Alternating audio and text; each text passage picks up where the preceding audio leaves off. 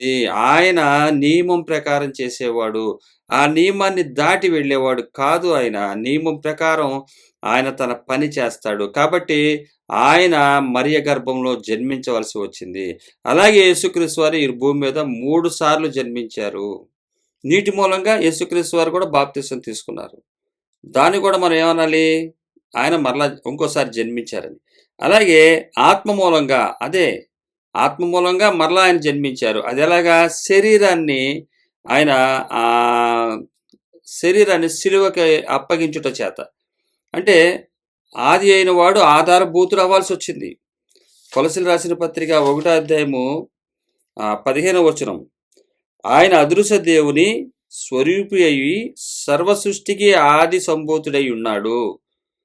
ఈయన ఆది సంభూతుడు అయ్యున్నాడు. అంటే మరలా తిరిగి జన్మించాడు. ఈయనెవరు? 17వ వచనం. ఆయన అన్నిటికంటే ముందుగా ఉన్నవాడు. ఆయనే సమస్తమునకు ఆధారభూతుడు. యేసుక్రీస్తు వారి యొక్క జన్మమును గురించి ఇక్కడ మనకు కనబడుతుంది. ఆధారభూతుడు, ఆదియు అంతము లేనివాడు, ఆది సంభూతుడై ఉన్నాడు. అంటే ఆది సంభూతుడు అంటే మరలా తిరిగి జన్మించాడు.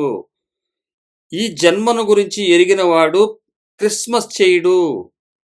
ఎట్టి పరిస్థితుల్లో వాడు ఆ శాపాన్ని కొని తెచ్చుకోడు. పాత నిబంధన గ్రంథంలో యూదులు వారు పండగలను ఆచరించాలి. క్రొత్త నిబంధన విశ్వాసులు పండగలను ఆచరించకూడదు. పండగలు చేయటానికి క్రొత్త నిబంధన వారికి ఏ అధికారం ఇవ్వలేదు ఆయన. పాత నిబంధన పండగలు అన్నీ కూడా ప్రతి దానికి 7 పండగలు కూడా 7 కారణాలుంటాయి. ప్రతి పండగకి కూడా ఒక్కొక్క కారణం ఉంటుంది. కానీ అయన్నీ కూడా ఆయన నెరవేర్చి ముగించాడు. ముగించినటువంటిది పండగలు ఇంక ఉండవు. ఇది దేవుడి యొక్క నడక, దేవుడి యొక్క స్ట్రాటజీ. ఆయన ఏదైతే చెబుతాడో అది ఆయన తాను కార్యాలను జరిగిస్తూ ఉంటాడు. తరము వెంబడి తరము, ఒకరి తర్వాత ఒకరికి ఆయన పనులను అప్పచెపుతా ఉంటాడు. దేవుని యొక్క నడక బైబిల్‌లో ఈ రోజుకి కూడా జరుగుతూ ఉంటుందది. ఒక బైబిల్‌గా నిర్ణయించబడింది. బైబిల్‌గా మనకిది దిక్సూచిగా ఉంది. దీని ప్రకారం దీన్ని అనుసరిస్తూ ఆయన ప్రణాళికలేంటో మార్పు చెందినవేంటో చూసుకోవాలి. ఆయన సంకల్పము, ఆయన ఒక నిత్య సంకల్పం ఉంది.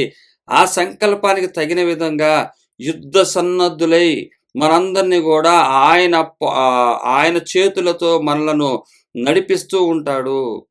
స్ట్రాటజీస్ మారుతా ఉంటాయి. సంకల్పం ఒకటే, మనకి ఆయన నిత్యరాజ్యంలో విశ్రాంతి ఇవ్వటము. అందువల్ల ఈ రోజుకి కూడా బైబిల్ జరుగుతూ ఉన్నటువంటి సబ్జెక్టు. ఇది ఆగిపోయింది కాదు. కొనసాగించవలసిన వాడు క్రైస్తవుడు. వారి భుజముల మీద ఆయన రాజ్యభారాన్ని ఉంచాడు. ఆయన భుజం మీద రాజ్యభారాన్ని మన మీద పెట్టాడు. ఆ భారాన్ని మనం కూడా మోయవలసిన వారు ఉంది. ఇది తేలిక, ఇది కష్టం కాదు. నా భారము తేలిక, నా కాడి సులువు, నా భారం తేలిక అంటాడు ఆయన. మత్తయి సువార్త 11 అధ్యాయం 29వ వచనంలో. ఇది ఎత్తుకొని మీరు నడవండిరా, మీరు నాతో పాటు పని చేయండిరా అంటున్నాడు. పని చేయండిరా అంటే పండగలు చేసుకుంటున్నారు. పండగలు చేయటం సువార్త అంట. పండగలు చేయటం సువార్త కాదు. పండగలు చేయకుండా ఉండటం సువార్త. ఇది క్రొత్త నిబంధన. క్రొత్త నిబంధనలో ఉన్నటువంటి అన్ని జనులకి ఇవ్వబడింది. పండగ చేయకుండా పాత నిబంధనలో ఉన్నవాళ్ళు చేయాలి. క్రొత్త నిబంధనలో ఉన్నవాళ్ళు చేయకూడదు. ఇది స్ట్రాటజీ. దేవుని యొక్క ఎత్తుగడ, పై ఎత్తులు వేయటం ఎందువల్లంటే మనలను విశ్రాంతిలోకి తీసుకువెళ్ళటానికి. ఆయన యొక్క ఛాలెంజెస్, ఆయన యొక్క ప్రణాళిక, ఆయన యొక్క ప్రమాణాలు, ఆయన యొక్క సంకల్పము ఇయన్నిటిలో మనలను కూడా ఆయన భాగస్వాములు చేశాడు. మనం కూడా వీటిలో నుంచి వెళ్ళాలి. ఆయన ఏదైతే చెప్పాడో అది ఇప్పుడు చేయాలి. ఇది చెప్పేవాడే సేవకుడు. ఇది చెయ్యమన్న దేవుడు ఏదైతే చెబుతున్నాడో అది ఆయన జీవితంలో చేసి చెప్పేవాడే సేవకుడు. ఆ సేవకుడు తన కంటిలో ఉన్నటువంటి లోకం అనే దూలాన్ని తీసుకుని ఎదుటివారిలో ఏదైతే లోకం విషయంలో నలుసులున్నాయో తేటగా చూసి ప్రతి నలుసుని కూడా, అంటే పెద్ద పెద్ద దూలాలు తీసుకుంటూ వెళుతూ చివరికి చిన్న చిన్న నలుసులు కూడా తీయగలుగుతాడు. ఎందువల్లంటే ఆ సేవకుడు కూడా నలగగొట్టుకుని తన జీవితంలో నిర్వహించుకుని ముందుకెళ్ళినట్టయితే. కాబట్టి పండగ చేయటం అన్నది నశించిపోవటానికి గుర్తు అని చెప్పటానికి పౌలు గారు ఇక్కడ ఈ కొలసీలో ఉన్నటువంటి సంఘాన్ని ఆయన దర్శించాడు. ఇక్కడ ఆధారభూతుడు, ఆది సంభూతుడు అవ్వాల్సి వచ్చింది. మూడోసారి ఆయన జన్మించాల్సి వచ్చింది. 3 పుట్టినరోజులు మీరు చేయాలి. మరి 3 పుట్టినరోజుల్లో మీరు ఏ సువార్త అందిస్తున్నారు? 3 పుట్టినరోజుల్లో పుట్టాడు అని చెప్తున్నారు. పుట్టాడన్నప్పుడు వాళ్ళు గూడా ఎరగనటువంటి వారు గూడా చెప్తున్నారు. ఈయన పుట్టకముందు ఎంతోమందున్నారని. మరి అంతకుముందు ఏ దేవుడు మీ దేవుడు పుట్టినున్న దేవుడు చూపించాడని అడుగుతున్నారు. మీ దేవుడి కన్నా మా దేవుడు ముందు పుట్టాడని. మా దేవుడు ముందు పుట్టాడు. మీ దేవుడు తర్వాత పుట్టాడు. ఎక్కడైనా అంతే గదా! ఏ స్థలమని ఎవరైనా ఫస్ట్ రిజిస్ట్రేషన్ చేసుకుంటే వాళ్ళదే అది. తర్వాత ఎంతమంది రిజిస్ట్రేషన్ చేసుకున్నా అది చెల్లదు. ఇది లోకంలో ఉన్నటువంటిది మనకు తెలుసు. కానీ మరి అదే విధంగా మీరు గూడా ఈరోజు పుట్టాడని చెప్పి పుట్టినరోజు చేస్తున్నప్పుడు ఏ విధంగా పుట్టాడు? ఎప్పుడు పుట్టాడు? 2000 మాకు లక్షల సంవత్సరాలు. ఇంకో దేశానికెళ్తే మాకు కోట్ల సంవత్సరాల నుంచి మాకు దేవుళ్ళున్నారు. మీ దేవుడు ఇప్పుడు ఈ మధ్య 2000 కొత్తగా వచ్చాడు. అలా అనుకుంటే ఇంకా చాలామందున్నారు. లేటెస్ట్‌గా వచ్చినోళ్ళు ఇంకా ఉన్నారు.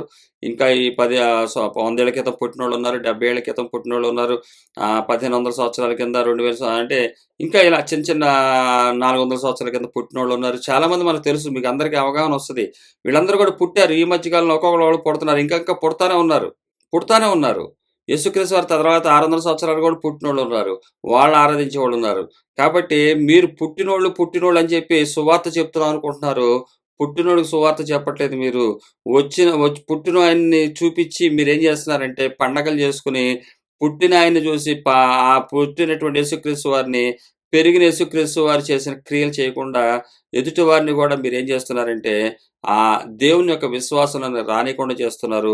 వచ్చిన వారికి ఏం చెప్తున్నారంటే, మిమ్మల్ని దీవిస్తాడు, ఆశీర్వదిస్తాడు, గొప్పగా చేస్తాడంటే వాళ్ళొస్తున్నవారే తప్ప, దేవుడు అసలుగా ఆయన ఈ భూమి మీదకి ఎందుకొచ్చాడో, తానెందుకు ఆధారభూతుడు, ఆది సంభూతుడయ్యాడో అన్న విషయాన్ని మీరు చెప్పనప్పుడు వారికి ఏమి తెలీదు. వీరందరూ గూడా వచ్చేవారందరూ కూడా ఏంటంటే, అందరిని నమ్ముకుంటాం, ఈయన కూడా ఒక నమ్ముకుందాం అన్న వచ్చేవారే. వారందరిని చూసుకొని వీళ్ళందరిని నేను రక్షించానని చెప్పి, వీళ్ళందరికీ బాప్తీసాలిచ్చానని చెప్పి, ఆహ్, సేవకులుగా పిలువబడుతున్నటువంటి వారు దుర్బోధకులు ఏం చేస్తున్నారంటే ఆనందపడిపోతున్నారు. ఆనందపడిపోయి సంతోషించేస్తున్నారు. వాళ్ళెళ్లి చేస్తుందేంటంటే ఇక్కడ అయితున్నారు. తర్వాత బయటికెళ్ళి ఇంకొక వారిని ఆశ్రయించి వారికి వాటిల్లో ధర్మకర్తలుగా ఉంటున్నారు. ఇక్కడ ఉంటున్నారు, అక్కడ ఉంటున్నారు. మరి ఇటువంటి వారి సంపాదన తీసుకొని సేవకులు దర్జాగా బతుకుతున్నారు. ఇటువంటిది దేవుడు సహించినటువంటిది. ఆయన ఎంతో కష్టించి చేసినటువంటి ఈ సృష్టి యావత్తు కూడా ఆయనలో ఉండాలని, మనందరం కూడా కలిసి ఉండాలని చెప్పి తండ్రి యొక్క అభిష్టాన్ని ఇక్కడ తెలియపరుస్తున్నాడు.